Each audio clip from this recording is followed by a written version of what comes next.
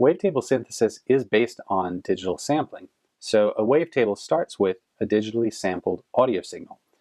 Where a wavetable is not the same as actually sampling is that in sampling, we're trying to sample a sound and then we replay that sound as it is.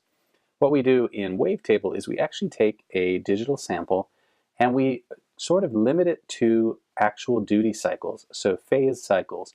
In other words, a length of audio that goes from 0 through the amplification process, positive through negative, and back to 0. So a full cycle or a full phase of audio within that individual digital sample. So the larger digital sample that contains a collection of these wave cycles, we call that a wavetable because it's essentially a table filled with individual wave cycles. In Ableton's wavetable synthesis, we'll look at using the wave position, and we actually looked at that in our 1-minute patch.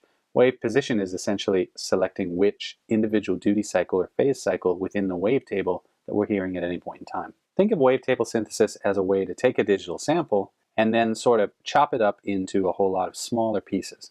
We're not getting quite as small as grain synthesis, but we're sort of somewhere in between. And it's really not about sampling because although we might build a wavetable out of an acoustic sound like a bird chirping, we don't actually want to recreate the sound of a bird chirping. That would really be the domain of sampling. So sampling is really about recreating an actual sound or a drum loop, whereas wavetable synthesis is really about starting, sure, with a digital sample, but then doing sort of unnatural things to it in order to create an all-new sound.